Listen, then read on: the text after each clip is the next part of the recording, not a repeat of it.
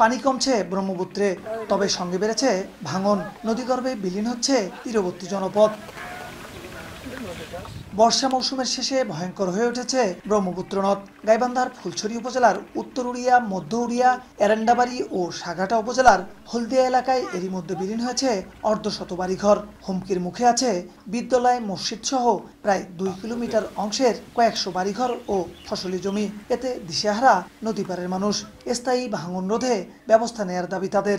এই ঝুঁকির মুখে না হলেও হাজারখানেক পরিবার এই ভাঙনির ঝুঁকির মুখে আছে।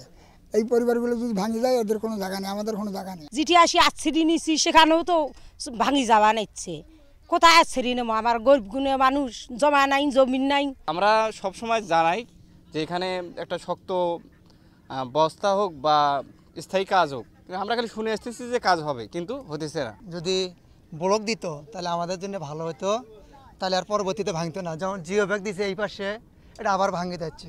এখনও যদি কাজ করে তাহলে এই বাড়িঘরগুলো উদ্ধার হবে।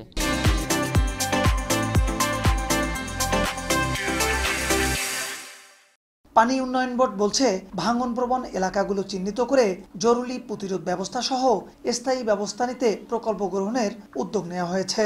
পানি তো কমার সময় একটু ভাঙন হয়, এখন তো পানি বিপদসীমার 130 সেন্টিমিটার নিচ দিয়ে প্রবাহিত হচ্ছে, পানি কমের দিকে আছে, টুকটাক ভাঙবে, নলেজে আছে। এগুলো আমরা উদ্বোধন কর্তৃপক্ষকে জানাচ্ছি এবং আমরা নিজেরাও ভিজিট করছি সাইট, যেখানে যেখানে সমস্যা কাজ করা প্রয়োজন কাজ করা হবে।